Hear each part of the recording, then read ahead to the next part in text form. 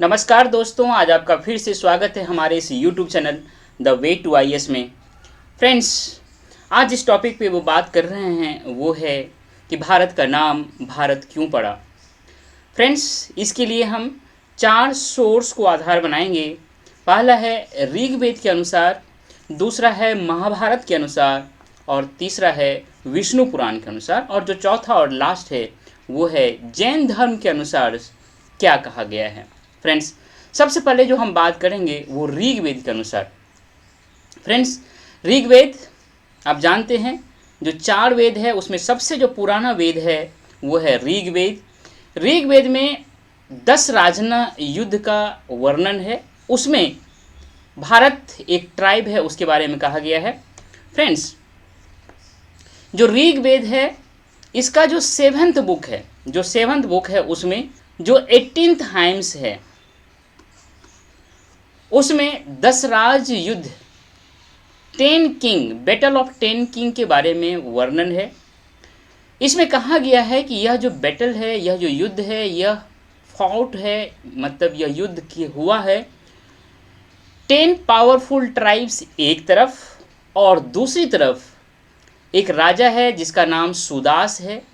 यह भारत ट्राइब है उसका राजा है, और जो वंश है वह है त्रुत्सु डायनेस्टी। याद रखिएगा, भारत ट्राइब में एक डायनेस्टी है त्रुत्सु डायनेस्टी जिनके राजा सुदास हैं। तो सुदास एक तरफ और 10 पावरफुल जो ट्राइब्स हैं वो एक तरफ। इस तरह से यह बैटल जो है लड़ा गया था, और यह बैटल पंजाब में एक रिवर है रावी नदी, उसी के किनारे यह युद्ध लड़ा गया था। इसका जो रिजल्ट हुआ वह इसमें सुदास जो है बहुत ही ग्रेट विक्ट्री पाया, और जो 10 राजास का कॉन्फिडेंसी था, जो संगठन था, वह पराजित हुआ। इस सुदास के विजय के कारण इनका बहुत ज़्यादा पॉपुलैरिटी हुआ, जिसके कारण जो लोग थे वह अपने आप को पहचान देने लगे। किस रूप में? कि हम भारत के ट्राइब हैं। मतलब इनका इतना ज़्यादा फेमस होना अन्य लोगों को भी प्रभावित करने लगा, और अन्य लोग भी अपने आप को भारत जो ट्राइब थे उनसे एसोसिएट करके देखने लगे। मतलब ये जो भारत ट्राइब है, इस भारत ट्राइब से जब आम लोग, ज़्यादा से ज़्यादा लोग अपने आप को एसोसिएट करने की कोशिश किए, तो यहीं से यह भारत नाम पड़ा। लोग अपने आप को भारत नाम देना शुरू किया। लोग अपने आप को इस भारत ट्राइब्स जो थे उनसे अपने आप को जोड़ करके देखने की कोशिश किया। अर्थात इस ऋग्वेद के अनुसार भारत का जो नाम पड़ा इस भारत ट्राइब के नाम पे पड़ा, और इस ट्राइब के जो एक राजा थे, जो सुदास राजा थे, उनका जो विजय है, उन्होंने लोगों के दिमाग पे एक छाप छोड़ा और लोग भारत ट्राइब से अपने आप को एसोसिएट करना शुरू किया। फ्रेंड्स, जो नेक्स्ट है महाभारत क्या कहता है। इसके अनुसार महाभारत कहता है कि एक राजा था जिनका नाम था भारत चक्रवर्ती।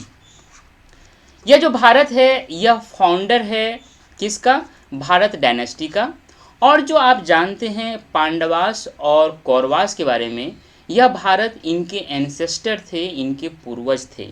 फ्रेंड्स, ये जो भारत थे ये पुत्र थे किनके? जो राजा दुष्यंत थे हस्तिनापुर के, और इनकी जो रानी थी शकुंतला, रानी शकुंतला और राजा दुष्यंत के पुत्र थे भारत। फ्रेंड्स, ये जो भारत थे, राजा जो भारत थे, ये कॉन्क्वर्ड किए, ये जीत लिए बहुत बड़े एरिया। भारत का जो बहुत बड़ा एरिया था उनको जीता, ग्रेट इंडिया बनाया इन्होंने यूनाइटेड किया किसको? पूरे भारत को एक सिंगल पॉलिटिकल एंटिटी के रूप में, पूरे भारत को एक छत्र पॉलिटिकल, एक राजनीतिक जो है एकत्रीकरण दिया उनको। इसी कारण से इसी भारत जो राजा थे उनके नाम पर भारत का नाम भारतवर्ष पड़ा। फ्रेंड्स, ये महाभारत के अनुसार है।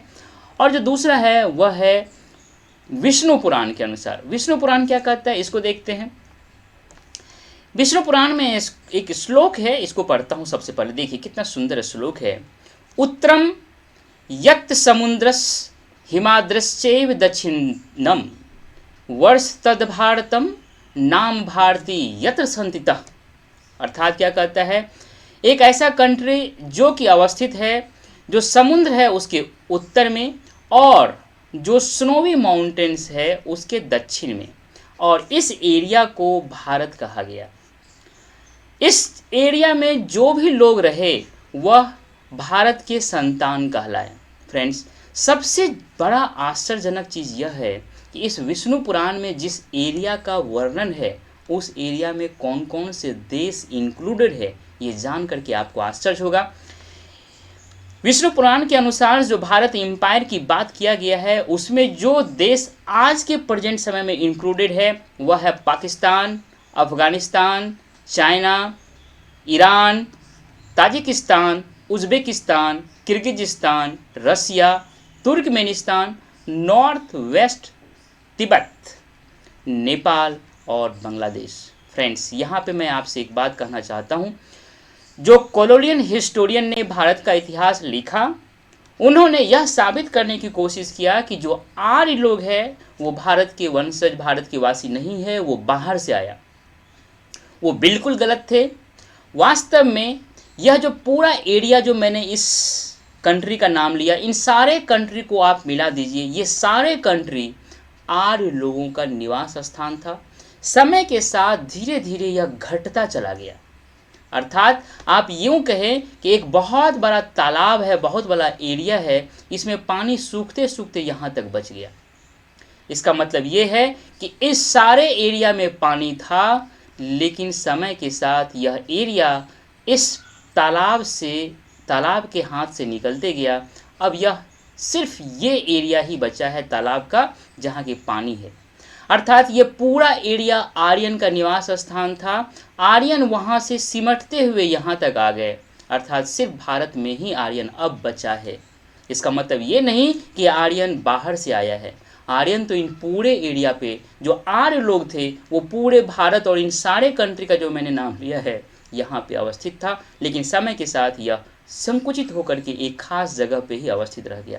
फ्रेंड्स, इस तरह से हम जो कॉलोनियल हिस्टोरियंस का एक मिथ क्रिएट किया हुआ है कि आर्यन बाहर से आए, जिस तरह की अंग्रेज बाहर से आए। अंग्रेज अपने आप को लेजिटिमेट करने के लिए, अपने आप को यहाँ पे, अपने रूल को यहाँ पे भारत में लेजिटिमाइट करने के लिए यह साबित करने की कोशिश किया कि भारत पे जो जो राज किया है वह बाहर से ही आया है, इसलिए मैं भी बाहर से आया हूँ, इसलिए मैं भी राज कर सकता हूँ। यह उनका बहुत ही गलत फिलॉसफी है, बहुत ही गलत तर्क है। इसीलिए हम यह आपसे कहना चाहते हैं कि जो अंग्रेज़ जो कॉलोनियल हिस्टोरियंस है वह बिल्कुल ही गलत लिखा है। वो हमारे हिस्ट्री को तोड़ मरोड़ करके पेश करने की कोशिश किया है। आर्य जो लोग थे वह भारत के ही संतान थे, पूर्व से ही, सदा से ही भारत में ही अवस्थित थे। उनका एरिया तो बहुत विस्तृत था, समय के साथ वह और छोटा पड़ गया। फ्रेंड्स, इसमें जो कहा गया है कि इस एरिया में जो लोग रहते थे वह भारत कहलाता था, उस एरिया को भारत कहलाता था, और उनके निवासी जो थे भारतीय कहलाते थे। जो अगला हम सोर्स देखते हैं वो है जैन धर्म के अनुसार क्या कहलाता है। जैन धर्म कहता है कि एक राजा था भारत चक्रवर्ती, और यह राजा जो फर्स्ट जैन तीर्थंकर थे ऋषभनाथ, इनके सबसे बड़े पुत्र जो थे वो यही थे भारत चक्रवर्ती। उन्हीं के नाम पे भारत का नाम भारत पड़ा।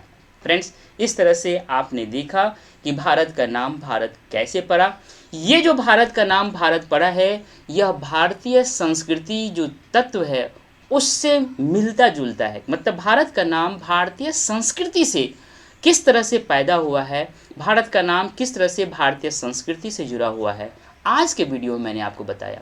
इससे पहले वाले वीडियो मैंने आपको बताया था कि भारत का नाम किस तरह से विदेशियों ने अलग अलग नामों से जाना, जिसमें कि इंडिया, जिस तरह से जो ग्रीक ट्रैवलर्स आए उन्होंने किस तरह से इंडिया नाम रखा, खासकर मैगजीन्स की बात किया था मैंने।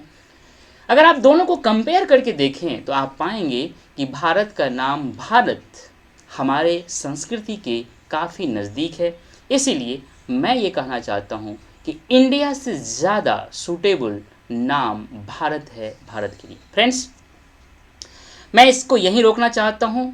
आपसे मिलता हूँ नेक्स्ट वीडियो में। मुझे उम्मीद है कि आज का लेक्चर, आज का वीडियो आपको बहुत पसंद आया होगा। इसीलिए आपसे मेरा ये हम्बल रिक्वेस्ट है कि हमारे इस चैनल को सब्सक्राइब करें, लाइक करें, अपना वैल्यूएबल कमेंट दें और अपने दोस्तों के बीच हमारे इस वीडियो को शेयर करें। थैंक यू दोस्त, मिलते हैं नेक्स्ट वीडियो में।